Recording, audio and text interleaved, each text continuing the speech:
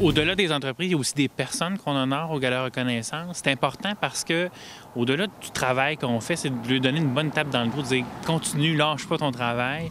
Parce que quand on honore quelqu'un, on regarde l'ensemble des choses. C'est quoi ses réalisations d'affaires, disons, mais aussi son implication dans la région, au niveau social, au niveau communautaire. C'est l'ensemble qu'on regarde, c'est bien important. Puis ça fait un très bel événement. Et il y a plusieurs catégories, il faut le dire aussi, différents types d'entrepreneurs qui sont honorés. Exactement. Il y a 9 catégories au total, art et culture, tourisme, organisme de l'année, bénévole de l'année. Puis à cela s'ajoutent aussi 3 prix du défi aux entreprises, volet MRC. Donc, c'est des nouvelles entreprises qui sont soit en démarrage ou en cours de démarrage. Donc, c'est un concours qui est différent un peu, là, mais c'est aussi remis ce soir-là. Puis aussi ce qu'on appelle le prix du président de développement Côte-de-Beaupré de la préfet, donc qui jusqu'à maintenant n'est pas connu. Ça va être connu le soir même. Et en termes d'organisation, qu'est-ce que ça représente un gala comme ça? Bien, c'est 250 personnes à peu près, 250 à 300 selon les années.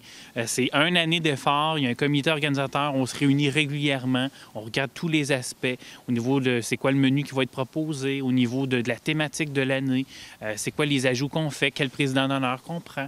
Donc, c'est beaucoup de travail. Puis, vraiment, c'est une belle équipe, puis c'est bien rodé, puis on fonctionne très bien ensemble. Et parlant d'ajouts, cette année, on ajoute un band à votre soirée? Bien, on s'est souvent fait dire, c'est plate, ça finit à 10 heures, puis on aimerait ça continuer à parler puis à réseauter avec les collègues. Depuis 3 ans, on invitait les gens à aller au bistrot du Château Mont-Sainte-Anne, mais comme c'est pas à côté, bien, les gens, ils finissaient par choisir d'autres options. Là, on descend d'un étage, il va y avoir un band qui va faire de la musique, les gens vont pouvoir parler, se préparer à retourner à la maison puis continuer à réseauter. Fait que l'objectif, en tout cas, on verra bien, mais l'objectif est là.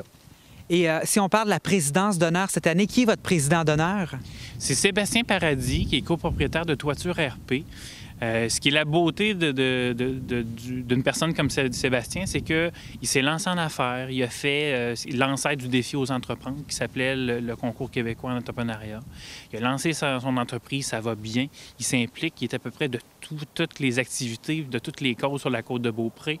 C'est un président d'honneur tout désigné, puis c'est pas étranger au changement qu'on a fait cette année dans la formule. Un président d'honneur plus jeune qui a apporté sa touche, donc le band d'après, puis aussi quelques changements au niveau du cocktail. Alors, le rendez-vous est donné le 3 novembre prochain? Exactement. Donc, en fin de soirée, le gros événement de l'année, 250 à 300 personnes qui vont être là. Merci beaucoup, M. Avoine. Merci.